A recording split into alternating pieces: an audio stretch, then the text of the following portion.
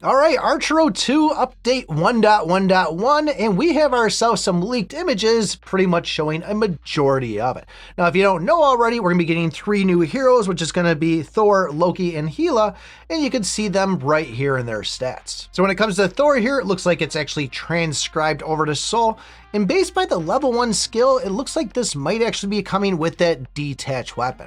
At level 2, it's going to have a Thunder Hammer, which is going to hunt down enemies on their own, doing 100% damage. And at level 3, it's going to inherit a crit rate, and at the point where you finally crit, it sounds like you're going to be stunning the enemy for half a second. And finally, at level 4, when you do make that crit, you do Paralyze, it's going to cause 3 more of those electric hammers to pop up on the board. There is also a couple of lightning damage stats in there, and then clearly the resonance ones too. Based by some of the other pictures we'll show in a little bit, it looks like this is going to be the legendary hero out of the 3. For Loki, it looks like this one's going to be the rare hero, and the level 1 skill has a chance to increase your attack power by 20% for about 3 seconds. At level 2, not only will that focus state give that 20% attack power, it's going to give an additional 30% attack speed, and that time's going to double from 3 seconds to 6 seconds. At level 3, that focus state, once it goes and burns off, there's a 30% chance it'll immediately go back into another 6 seconds. And finally, level 4, when you are in that focus state and you're, let's say, in PvP,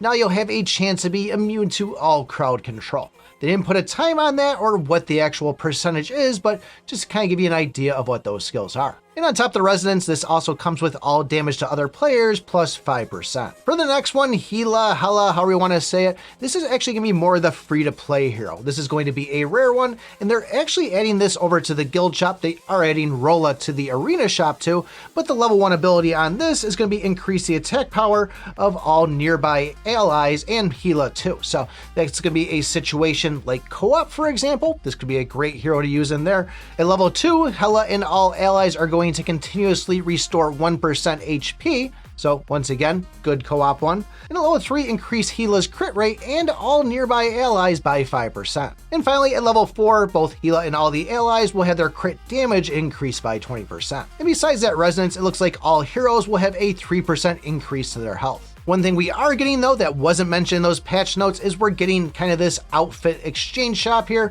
where we can use those star cores we get in events and kind of just have a chance to get one of those duck ones or however they're going to rotate these. Here you can see we also have the Peak Arena store. There is some cosmetics in there, but there is also some Loki shards. We do have the shadow of a character. Those are going to be that currency we use to upgrade the Sacred Hall. And then we do have some swapping orbs and also some of those enchant stones. Similar to the Demon King H-Race event, it looks like we're getting a reskin of that, but now it's going to be Loki as that main hero to get. Still 400 draws on it. I hope they don't go and carry over the 400 from the Demon King or however many you got onto this, or maybe they might even go and say, hey, you have a choice of picking either Loki or the Demon King. All in speculation, but that's what we can at least see here from these images. If you didn't know already, we're getting a new arena mode, and once you get up to that Transcendent or Supreme, now you have the chance to get into this Peak Arena. And that's where those rewards were that we saw earlier. This right here shows the ranking for that Peak Arena, and that's not like 3 different people. That's going to require you to use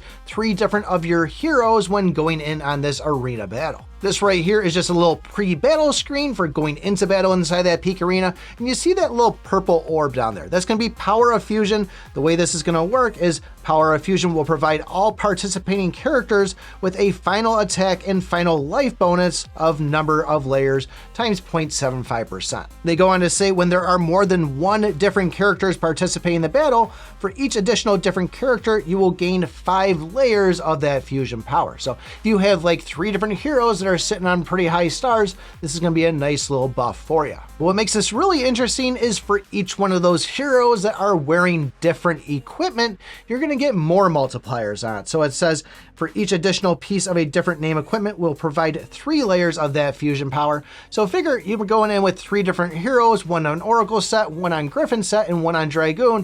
You're going to be getting a pretty decent buff to this. And they'll be after you exceed 6 of them. So if you figure you're running all 3 sets, you'll be getting 12 layers added to that. And finally, if you're going in with 3 different sets of runes, after the 13th one, each different one will give an additional 1 layer added to it too. So there's a lot of doing around here of just kind of making sure you have different heroes, different builds, different runes, different gear, really kind of targeting the whales on this of, hey, who who has the widest variety of high-level crap. But I guess let me know what you guys think of this. There's still a little bit of time left in this whole Angler's Bounty. If you want to really maximize your rewards, take a look at this video right here. Thanks for watching, and remember, I pick my butt.